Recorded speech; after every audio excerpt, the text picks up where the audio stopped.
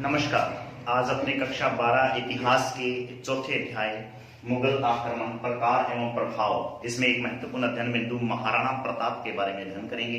तो शुरू करते हैं आज का नया टॉपिक महाराणा प्रताप। तो सबसे पहले तो बात याद रखते हैं कि महाराणा प्रताप का जन्म कब, कहाँ और किन की कोख से होता है, बहुत महत्वपूर्ण है। इसके पिता का नाम, माता का नाम क्या था, तो आप याद रखेंगे 9 मई 1540 ईस्वी को कुंभलगढ़ दुर्ग है ये। कुंभलगढ़ दुर्ग वर्तमान में राजसमंद में पड़ता है। तो कुंभलगढ़ दुर्ग में इनका जन्म होता है। इनकी माता का नाम जो है जयवंताबाई और पिता महाराणा उदय सिंह इनके पिता थे। तो एक तो याद रखेंगे कि 9 मई 1540 को कुंभलगढ़ दुर्ग में इनका जन्म होता है और जयवंताबाई इनकी मां का नाम है और इनके पिता का नाम उदय सिंह एक प्रकार से जो महाराणा थे यानी राजा थे यहाँ के, तो इस मेवाड़ रियासत के, तो उनके जो है घर पे इनका जन्म होता है। इनके बचपन का नाम पेपर में पूछा जाता है, बहुत महत्वपूर्ण है। महाराणा प्रताप के बचपन का नाम क्या था, तो बचपन का नाम जो है कीका। पेपर में डायरेक्ट पूछा जाता है कि कीका जो है किसका जो है प्रकार से बचपन का नाम है या महाराणा प्रताप के बचपन का नाम क्या है, तो कीका इनके बचपन का नाम था। कीका का मतलब होता है पहाड़ी बच्चा। कीका यानी एक आम वहां की जो है स्थानीय भाषा का जो है एक प्रकार से नाम है और उसका जो है अर्थ होता है क्या, पहाड़ी बच्चा। ये इनके जो है प्रकार से जीवन की कुछ एक महत्वपूर्ण बातें हुई। हुआ क्या, 28 फरवरी तारीख याद रखेंगे, ये बहुत महत्वपूर्ण है। 1572 ईस्वी को 28 फरवरी 1572 ईस्वी को उदय सिंह की मृत्यु हो जाने के पश्चात महाराणा प्रताप का एक प्रकार से राज्याभिषेक होता है। महाराणा प्रताप जो है मेवाड़ की धरती पर विराजमान होते हैं या बैठते हैं। तो 28 फरवरी वाले दिन ही इनके पिता की मृत्यु होती है और उसी दिन महाराणा प्रताप को जो है प्रकार से मेवाड़ का शासक या महाराणा घोषित कर दिया जाता है मेवाड़ के सरदारों द्वारा। तो पूरी बात क्या है कि प्रताप जो है प्रकार से शासक बनता है और जो इतिहास में महाराणा प्रताप के नाम से जो है प्रकार से इतिहास में प्रसिद्ध हुआ। इनका जन्म अपने बात कर चुके हैं। एक खास बात याद रखेंगे कि महाराणा प्रताप का जो राज्याभिषेक है वो गोगुंदा नामक स्थान जो उदयपुर में है। गोगुंदा एक जगह का नाम है, गोगुंदा उदयपुर में, वहां पर इनका जो है प्रकार से क्या है कि राज्याभिषेक होता है। यानी कहने का मतलब जिस दिन इनके पिता की मृत्यु होती है तो वो अपने पिता के साथ कुंभलगढ़ दुर्ग में नहीं है, चित्तौड़गढ़ में भी नहीं है और गोगुंदा नामक स्थान पर वो जो है प्रकार से था और वहीं पर गोगुंदा में इसका राज्याभिषेक हो जाता है महाराणा प्रताप का उसी दिन। उसके अलावा जो है खास बात यह है कि महाराणा प्रताप ने अकबर की अधीनता स्वीकार नहीं की। अकबर ने बहुत जो है प्रकार से प्रयास किए महाराणा प्रताप को मनाने के कि मेरी अधीनता स्वीकार कर ले, लेकिन प्रताप ने उसकी अधीनता स्वीकार नहीं की। अब अधीनता स्वीकार करवाने के लिए अकबर उसके पास अलग अलग लोगों को भेज रहा है और उसको मनाने के लिए ताकि एक प्रकार से युद्ध की स्थिति पैदा न हो और वो जो है उसकी अधीनता स्वीकार कर ले। लेकिन अकबर जो है प्रताप जो है टस से मस नहीं हुए। तो अकबर ने प्रताप के खिलाफ या प्रताप के पास एक प्रकार से 4 लोगों के अलग अलग समय पे जो है क्या है कि शिष्टमंडल भेजे हैं। अकबर ने अधीनता के लिए अधीनता स्वीकार करवाने के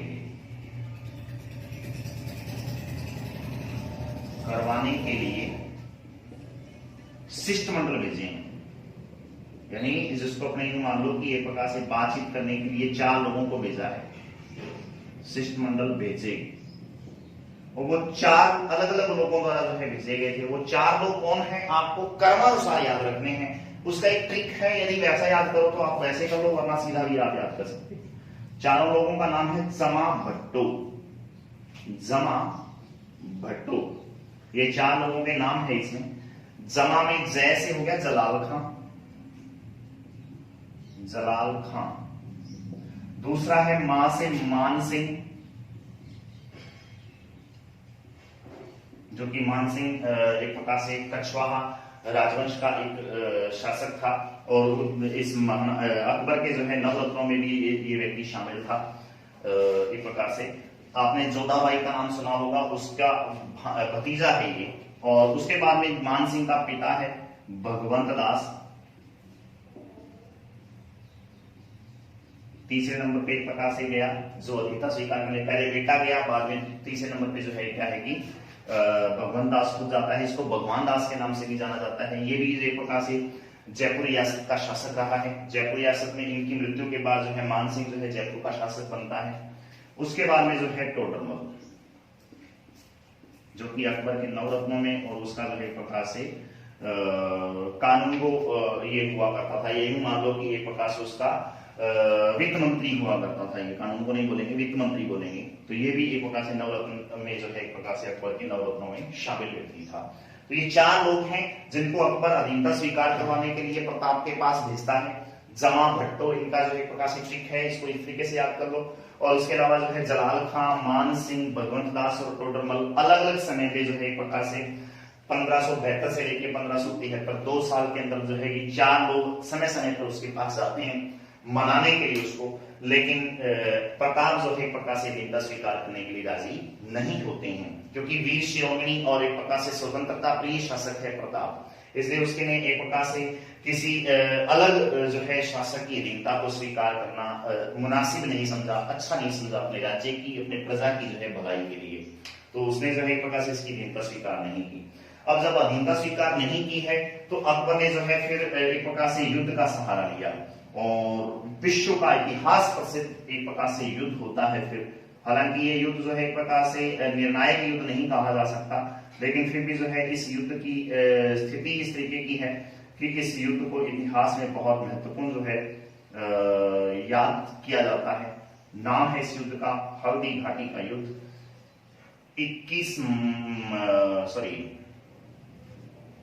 18 जून भी इसको बोला जाता है और 21 जून भी इसको लिखा जाता है। आप 18 जून याद रखेंगे। 18 जून 1576 ईस्वी को जो है एक प्रकार से ये युद्ध होता है। 18 जून 1576 तो बहुत महत्वपूर्ण है। इस दिन जो एक प्रकार से ये युद्ध होता है, काफी लंबे समय तक चलने वाला नहीं है, सिर्फ एक दिन ये युद्ध हुआ। और इस युद्ध में भी जो है एक प्रकार से किसी का पलड़ा भारी रहा, किसका नहीं, ये इतिहास में एक प्रकार से विवादास्पद प्रश्न है। किसकी जीत हुई किसकी नहीं, इतिहासकारों में यहाँ भी एक प्रकार से मतभेद है। लेकिन हाँ, यहाँ कहीं ना कहीं प्रताप जो है सफल होते हैं, क्योंकि प्रताप ने अकबर की अधीनता स्वीकार नहीं की। अकबर उसको जिंदा या मुर्दा गिरफ्तार करना चाहता है। मान सिंह को एक प्रकार से अपना सेनापति बनाकर वो इस युद्ध में भेजता है। लेकिन हकीकत ये है कि मान सिंह अकबर का सेनापति होने के नाते प्रताप के खिलाफ युद्ध अवश्य करता है, लेकिन सफल नहीं हो पाता उस युद्ध में। उसको जिंदा या मुर्दा पकड़ नहीं पाता है। इसलिए कहीं ना कहीं जो है इस युद्ध में हम कह सकते हैं कि प्रताप की जो है विजय हुई या प्रताप का पलड़ा भारी रहा। तो ये एक प्रकार से यहाँ बात स्पष्ट होती है। हल्दी घाटी का युद्ध जो है 18 जून 1576 ईस्वी को महाराणा प्रताप इनके बीच में होता है। तो याद रखेंगे महाराणा प्रताप और अकबर की सेना का एक प्रकार से सेनापति है, अकबर के सेनापति, जो कि एक राजपूत शासक ही था, मान सिंह। इन दोनों के मध्य ये युद्ध होता है।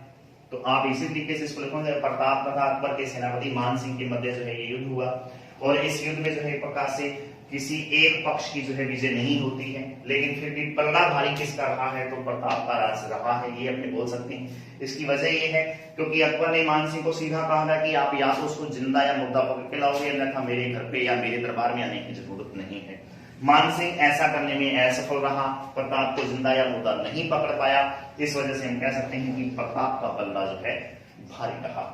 जी हाँ, तो उसके अलावा जो है खास बात यह है कि ये मुगलों और मेवाड़ के मध्य ये युद्ध हुआ है। और इस युद्ध में एक महत्वपूर्ण जो है बात है कि मुगल सेना का नेतृत्व तो मान सिंह कर रहा है और इसके अलावा जो है एक खास बात यह है कि इस सेना में आसफ खां नाम का एक व्यक्ति और है जो इस मान सिंह का साथ दे रहा है। तो मान सिंह और आसफ खां ये दो लोग हैं जो एक प्रकार से एक इस मुगल सेना का नेतृत्व कर रहे हैं। और प्रताप की तरफ से एकमात्र मुस्लिम सरदार है जो अपने आप में एक अफगानिस्तानी पठान था, अफगान पठान जिसको अपने बोल देंगे, उस व्यक्ति का नाम था हाकिम खां सूर। हाकिम खां सूर या सूरी। तो हाकिम खां सूर एकमात्र मुस्लिम सरदार था जो प्रताप की तरफ से अकबर के खिलाफ या उसके विरुद्ध लड़ा था। तो बहुत महत्वपूर्ण है। दो युद्धों की बात करता हूं। खानवा के युद्ध में भी ऐसा हुआ था कि बाबर के खिलाफ एक प्रकार से राणा सांगा की ओर से क्या नाम है उसका,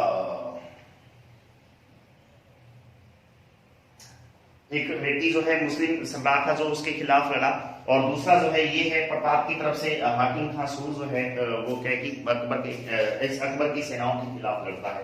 तो एकमात्र मुस्लिम सरदार है जो अपने आप में इस प्रताप की सेना में है जो अकबर के खिलाफ लड़ रहा है। आप इस युद्ध को आप याद रखेंगे। इस युद्ध का आंखों देखा हाल बहुत महत्वपूर्ण है। इस युद्ध का आंखों देखा हाल अब्दुल कादिर बदायूनी जो है अकबर के नवरत्नों में एक शामिल एक साहित्यकार है। तो अब्दुल कादिर बदायूनी नाम का एक फारसी कवि है, फारसी साहित्यकार है। इस साहित्यकार ने एक प्रकार से क्या है कि इस हल्दी घाटी के युद्ध का आंखों देखा हाल जो है मुंतखाब उल तारीख नामक अपनी पुस्तक में लिखा है। तो मुंतखाब उल तारीख जो है एक प्रकार से अब्दुल कादिर बदायूनी द्वारा लिखी गई एक महत्वपूर्ण ऐतिहासिक घटनाओं का एक संग्रह है। और उस जो है काव्य संग्रह में जो है हल्दी घाटी के युद्ध का ये आंखों देखा हाल लाइव टेलीकास्ट एक प्रकार से लिख रहा है। हुआ क्या कि इस युद्ध में जो है पहाड़ी क्षेत्र में ये युद्ध हो रहा है और पहाड़ी क्षेत्र में कहीं ऊंचे पेड़ पे जाके जो है ये बैठ जाता है और नीचे युद्ध हो रहा है। उस युद्ध को जो है प्रकार से ये लिखता जा रहा है कि क्या क्या महत्वपूर्ण घटनाएं इस युद्ध में हुई हैं। उन सब घटनाओं का वर्णन जो है प्रकार से ये जो है करता जा रहा है इस युद्ध में। तो इस युद्ध में आसफ खां ने जो है प्रकार से अप्रत्यक्ष रूप से जिहाद की संज्ञा ली थी। आसफ खां जो अपने आप में ये युद्ध का संचालन करने वाला मान सिंह का सहायक एक प्रकार से सेनापति था, इसने इस युद्ध को अपने आप में अप्रत्यक्ष रूप से जिहाद की जो है संज्ञा ली। जिहाद का मतलब क्या होता है? तो अपने धर्म की रक्षा के लिए किया गया जो युद्ध होता है उसको जिहाद के नाम से जानते हैं। अपने ये बात अपने पहले भी कर चुके हैं। इस युद्ध में बीता, पाली में एक जगह का नाम है बीता, उस बीता के झाला मान ने, बीता का एक झाला मान वहां का एक सैनिक था, सेनापति है ये। बीता जगह का नाम है, झाला बीता इसको बोला जाता है। बीता जो पाली में एक जगह का नाम है, बीता के झाला मान सिंह भी इसको बोल सकते हैं। इस झालामान ने जो है अपने प्राणों की आहुति देके प्रताप को जो है प्रकार से जीवित इस युद्ध से बाहर निकाल दिया। हुआ क्या कि जब अकबर का सेनापति मान सिंह मर्दाना नामक हाथी पे बैठ के जो है एक प्रकार से युद्ध का संचालन कर रहा था और महाराणा प्रताप अपने प्रिय घोड़े चेतक पे बैठ के जो है इस युद्ध को संचालित कर रहा है और युद्ध में खुद भाग ले रहे हैं। प्रताप के घोड़े चेतक ने देखा कि मान सिंह एक बड़े हाथी के ऊपर जो है आकर सामने एक प्रकार से उसके आ रहा है। तो घोड़ा जो है दौड़ता हुआ उसके पास जाता है और प्रताप ने एक प्रकार से अपना भाला जो है एक प्रकार से उस मान सिंह के ऊपर चला दिया। लेकिन मान सिंह होदे में जो उसके बड़ा एक प्रकार से बना होता है हाथी के ऊपर, उस होदे में छुप जाता है। और इतने में क्या हुआ कि हाथी के बिल्कुल जो सूंड के पास जो है दो तलवारें लगी हुई थी, छुरे, जहरीले छुरे। उन जहरीले छुरों से जो है एक प्रकार से चेतक का जो है बायां पैर जख्मी हो जाता है और उस जख्मी हालत में जो है एक प्रकार से क्या है कि चेतक का ये बायां पैर कट जाता है वो पूरी तरह से और खून बह रहा होता है। और कराते हुए फिर भी जो है एक प्रकार से युद्ध से बाहर वो भागने का प्रयास करता है चेतक। और इतने में जो है प्रताप भी जो है अपने आप में मुस्लिम सेना से घिर जाते हैं और फिर झालामान ने जो है एक प्रकार से उनको वहां से निकालने का प्रयास किया और निकाल भी दिए। और प्रताप जो है मूर्छित हो जाते हैं, बेहोश हो जाते हैं और उनको मूर्छित अवस्था से जो है उनके सैनिकों के साथ जो है उनको बाहर निकाला जाता है उनके अंगरक्षकों के साथ। उनको बाहर निकाला जाता है। और झालामान ये जो है जिस व्यक्ति की बात करें, इस व्यक्ति ने महाराणा प्रताप का मुकुट और उसका छत्र जो है धारण किया, ताकि मुगल सेना जो है एक प्रकार से के खिलाफ लड़ रही राजपूत सेना के हौसले पस्त न हो। तो इसलिए झालामान को जो है एक प्रकार से मुस्लिम सेना ने प्रताप समझकर उसको मार डाला, लेकिन उनको बाद में पछतावा हुआ कि ये व्यक्ति कोई और है, प्रताप नहीं है। तो झालामान ने अपने प्राणों की आहुति देकर एक प्रकार से प्रताप को उस युद्ध से जीवित बाहर निकाल लिया था। इसके अलावा जो है खास बात यह है कि इस युद्ध में जो है एक प्रकार से क्या हुआ कि घायल होकर महाराणा प्रताप का प्रिय घोड़ा चेतक जो था वो शहीद हो जाता है, देहांत हो जाता है उसका, क्योंकि वो घोड़े की बाईं टांग जो है जख्मी हो जाती है, खूब खून बहता है। तो इस वजह से जो है एक प्रकार से क्या है कि उसकी वीर गति को प्राप्त हो जाता है। उसके अलावा जो है खास बात है कि इस युद्ध में अंततः किसी भी खास पक्ष की विजय नहीं होती, कोई भी पक्ष जो है इसमें जो है निर्णायक तौर पे जिसमें इस युद्ध में किसी की विजय नहीं हो पाती है। आगे कि इस युद्ध के पश्चात प्रताप ने प्रारंभ में कुंभलगढ़ को अपना केंद्र बनाया और उसके पश्चात जंगल में चावंद नामक राजा को, चावंद एक जगह का नाम है, उस चावंद नामक स्थान को जो है अपने आप में अपनी राजधानी बनाता है प्रताप। क्योंकि इस युद्ध में एक प्रकार से घायल हो जाते हैं और भागने का प्रयास वो जो एक प्रकार से युद्ध क्षेत्र से बाहर हो जाते हैं, भागते नहीं रहे लेकिन युद्ध क्षेत्र से बाहर हो जाते हैं। और उसके बाद में जो है चित्तौड़गढ़ के ऊपर से उसका अधिकार, हालांकि 1567 से पहले से एक प्रकार से उसको हटाया जा चुका है। उसकी राजधानी जो गोमुंडा उन्होंने बनाई थी, तो वहां से भी एक प्रकार से वो बेदखल हो जाते हैं। तो फिर जो है जंगल में एक जगह का नाम है चावंद, जो कि चित्तौड़गढ़ में पड़ता है, वहां पर जो है प्रकार से क्या है कि ये उस जगह को अपनी राजधानी बनाती हैं। अस्थायी राजधानी है ये, और काफी समय तक जो है उसको एक प्रकार से वहां से अपने राज्य का संचालन वो करते रहते हैं। और मुगलों के विरुद्ध जो है इस युद्ध के बाद उन्होंने संघर्ष किया है, इस हल्दीघाटी के युद्ध के बाद। फिर है कि महाराणा प्रताप को उनके पूर्व मंत्री भामाशाह ने अपनी सारी संपत्ति देकर मुगलों के विरुद्ध लड़ने के लिए प्रेरित किया। इसलिए जो है आज भी अपने यदि किसी दानी व्यक्ति को देखते हैं तो हम उसकी उपमा उस भामाशाह नामक व्यक्ति से करते हैं। भामाशाह जो है एक प्रकार से उसके प्रिय मित्र रहे हैं प्रताप के, और उम्र में भी काफी बड़े थे। एक बार क्या हुआ कि प्रताप अपने जंगल में जो है अपनी पत्नी समेत जो है अपने बेटे अमर सिंह को साथ में लेकर जो है बैठे हैं। अमर सिंह के पास एक सूखी जो है एक प्रकार से रूखी रोटी है, वो खा रहा है कहीं दूर जगह पे बैठ के। और उदबिलाव एक जंगली बिल्ली होती है, वो उदबिलाव जो है उसके हाथ से वो रोटी छीन के जो है भाग जाता है। ऐसा एक किंवदंती है, ऐसी एक कथा प्रचलित है। तो अब उस दृश्य को देखकर प्रताप जो है रो पड़ता है कि मैं अपने राजा होते हुए अपने बेटे की सुरक्षा नहीं कर पा रहा हूँ, अपने बेटे को खाना तक जो है प्रकार से सही तरीके से नहीं दे पा रहा हूँ, तो कैसा राजा हूं मैं फिर। तो एक प्रकार से उसकी अधीनता स्वीकार करने के लिए, अकबर की अधीनता स्वीकार करने के लिए वो जो है एक प्रकार से तैयार हो जाता है। लेकिन तभी जो है पता चलता है इस भामाशाह नामक इस व्यक्ति को, उनके मित्र को, कि प्रताप जो है अकबर की अधीनता स्वीकार कर रहा है। तो एक प्रकार से फिर जो है उसने अपनी सारी संपत्ति और अपना सब कुछ एक प्रकार से इस प्रताप को दे दिया और ये कहा कि आप जो कर रहे हो वो अच्छा है और आपको जो है हमेशा याद रखा जाएगा इतिहास में। और ऐसा हुआ भी। फिर जो है सारी संपत्ति देकर उस भामाशाह ने अपने इस अकबर के खिलाफ जो है संघर्ष को जारी रखने के लिए प्रताप को प्रेरित किया। जी हाँ, आप अच्छी तरह से इसको जो है याद करेंगे। फिर सन 1582 ईस्वी में जो है अकबर ने अब्दुल रहीम खान खाना और जगन्नाथ कछवाहा, अब्दुल रहीम खान खाना और जगन्नाथ कछवाहा को जो है प्रकार से, ये जगन्नाथ कछवाहा जो है आमेर रियासत का एक जो है सेनापति है। इन दोनों को जो है प्रकार से प्रताप के खिलाफ सैनिक अभियान में भेजा। अब हुआ क्या, वर्तमान में राजसमंद जिले के पास दिवेर नामक एक जगह है, राजसमंद जो जिला है वहीं पे एक जगह है दिवेर। इस दिवेर नामक स्थान पे जो है दोनों पक्षों के बीच में एक युद्ध होता है और इस युद्ध को दिवेर का युद्ध के नाम से जाना जाता है। आप अच्छी तरह से इसको याद कर लेंगे। इस दिवेर के युद्ध में जो है क्या हुआ कि प्रताप पूरी तरह से जो है इस मुगल सेना को पराजित करते हैं। तो दिवेर का युद्ध जो है कब और किन के मध्य होता है तो ये थोड़ा याद रखेंगे। दिवेर का युद्ध जो है 1582 ईस्वी में हो रहा है, तो ये याद रखेंगे आप। 1582 ईस्वी में किन किन के विरुद्ध, किन के खिलाफ हो रहा है, तो प्रताप वर्सेस अब्दुल रहीम खान खाना, अब्दुल रहीम खान खाना या खाने खाना भी इसको बोला जाता है, और इसके साथ जो है जगन्नाथ कछवाहा,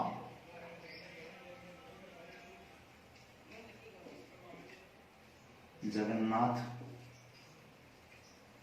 कछवाहा, इन दोनों की जो है सेनाओं के खिलाफ प्रताप का युद्ध होता है और प्रताप जो है इस युद्ध में विजयी हो जाते हैं।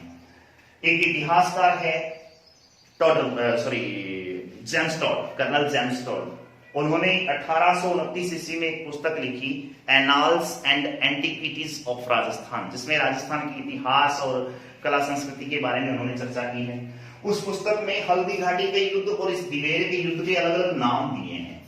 हल्दी घाटी के युद्ध को उन्होंने जो है मेवाड़ की थर्मोपोली के नाम से जाना है, मेवाड़ की थर्मोपोली।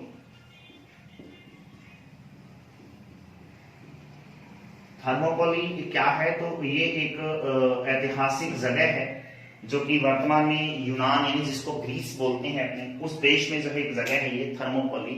उस थर्मोपोली के जगह पर जो है एक बहुत बड़ी डैरियस फर्स्ट की राजस्थान सेना, डैरियस फर्स्ट यानी जिसको दारा प्रथम के नाम से जानते हैं, जो ईरानी राजा था, उस ईरानी राजा की बड़ी सेना को 490 ईसा पूर्व में जो है एक प्रकार से क्या है कि थर्मोपोली के 480 ईसा पूर्व में यूनान की 10,000 की सेनाओं ने 1 लाख की दारा प्रथम की सेनाओं को पराजित कर दिया था, और उस युद्ध को थर्मोपोली के युद्ध के नाम से जाना जाता है। ठीक ऐसा ही इस हल्दी घाटी के युद्ध में हुआ। अकबर की बड़ी सेना को पराजित करने का मादा रखा है इस मेवाड़ के इस हल्दी घाटी के युद्ध में प्रताप द्वारा। इस वजह से प्रताप द्वारा लड़े गए मेवाड़ के इस हल्दी घाटी के प्रसिद्ध युद्ध को कर्नल जेम्स टॉड ने मेवाड़ की थर्मोपोली के नाम से पुकारा है। उसके अलावा जो है बात आती है इस दिवेर के युद्ध की। तो इस दिवेर के युद्ध को जो है प्रकार से इस कर्नल जेम्स टॉड ने मेवाड़ का मैराथन की संज्ञा दी है, मेवाड़ का मैराथन। तो इस दिवेर के युद्ध को कहा है। अब मेवाड़ का मैराथन क्या चीज है? सेम वही घटनाएं, दारा फर्स्ट की सेनाएं 480 ईसा पूर्व में 490 ईसा पूर्व में इस मैराथन नामक जगह पर जो है प्रकार से अपनी सेना लेके आता है दारा प्रथम, और यूनान के सैनिकों द्वारा जो है प्रकार से उनका सामना किया जाता है। लेकिन इस मैराथन में जो है प्रकार से बड़ी सेना होने के नाते वो हालांकि जीत जरूर जाता है, जिसका नाम है एक प्रकार से दारा फर्स्ट जो है, लेकिन उसको अपनी सेना का जो है नुकसान बहुत उठाना पड़ता है। ठीक ऐसा ही इस दिवेर के युद्ध में भी हुआ है। दिवेर के युद्ध में प्रताप बड़े आसानी से एक प्रकार से इन अब्दुल रहीम खान खाना और जगन्नाथ कछवाहा की सेनाओं को पराजित कर देता है। जगन्नाथ कछवाहा और खान खाना की जो सेनाएं अर्थात अकबर की सेनाएं हैं, उनको बड़ा नुकसान एक प्रकार से इस युद्ध में झेलने को मिलता है। इस वजह से जो है कर्नल जेम्स टॉड ने इस युद्ध को एक प्रकार से क्या कहा है जी, मेवाड़ का मैराथन की संज्ञा दी है। जी हाँ, आप इन दोनों युद्धों को अच्छी तरह से याद कर लेंगे। अब क्या हुआ कि 1597 ईस्वी में महाराणा प्रताप की एक प्रकार से मृत्यु हो जाती है। होता क्या है, महाराणा प्रताप को एक प्रकार से कहते हैं कि 1597 में धनुष की जो प्रत्यंचा था, जो उनका जो माल जिसको अपने बोलते हैं या धागा जो होता है, उस धागे को खींच के चिढ़ाने का प्रयास करते हैं और एकदम से धागा टूट जाता है, और उनका जो धनुष जो है वो धनुष एकदम से उछल कर उनके पेट को जो है चीर देता है, और इस वजह से जो एक प्रकार से उनकी उस घायल अवस्था में जो है उनकी 1597 ईस्वी में मृत्यु हो जाती है। अपनी मृत्यु से पहले तक 1582 से लेके और अपनी मृत्यु से पहले तक प्रताप ने चित्तौड़गढ़ को छोड़कर बाकी लगभग सारे मेवाड़ राज्य को वापस मुगलों से अपने अधीन कर लिया था। मतलब मुगलों से छुड़वा लिया था अपना लगभग सा सारा क्षेत्र, चित्तौड़गढ़ किले को छोड़कर बाकी लगभग सा जो है मेवाड़ राज्य का जो ऊपर अपनी मृत्यु से पहले प्रताप ने इस पूरे के पूरे जो है मेवाड़ रियासत को अपने अखियार में अपने हाथों में ले लिया था, अपने अधिकार में ले लिया था। फिर बात आती है कि महाराणा प्रताप जो है आगे चलकर जो है भारतीय स्वतंत्रता संग्राम में भी एक प्रकार से भारत के लोगों के लिए या क्रांतिकारियों के लिए, स्वतंत्रता आंदोलन पर जो है आंदोलनकारियों के लिए अपने आप में एक प्रेरणा का स्रोत जो है वो बनकर सामने आते हैं। तो आज के लिए इतना ही महाराणा प्रताप के जो है इस टॉपिक में। महाराणा प्रताप से संबंधित कुछ 5-7 क्वेश्चन हैं, आप इन प्रश्नों को अच्छी तरह से याद कर लेंगे। पहला प्रश्न है कि महाराणा प्रताप का जन्म कब और कहां हुआ था, आप इस प्रश्न का उत्तर देंगे। दूसरा प्रश्न है अकबर ने प्रताप को अधीनता स्वीकार करवाने के लिए किन लोगों को शिष्टमंडल के रूप में भेजा था, क्रमानुसार उनके नाम बताने हैं आपको। हल्दी घाटी युद्ध कब और किन के मध्य हुआ था, ये आपको बताना है। इसके अलावा हल्दी घाटी युद्ध में प्रताप की ओर से अकबर के विरुद्ध लड़ने वाले एकमात्र मुस्लिम सरदार का नाम क्या था, ये आपको बताना है। और अगला प्रश्न है हल्दी घाटी के युद्ध के बाद प्रताप द्वारा अकबर के विरुद्ध किए गए सफल अभियान कौन कौन से थे, उन अभियानों का उल्लेख आपने करना है। तो इन 5 प्रश्नों को जो है आप इस पूरे लेसन में, इस पूरे वीडियो में जो है आप इन उत्तर ढूंढ के आप इनको करेंगे। आज के लिए इतना ही, धन्यवाद। जय हिंद, जय भारत।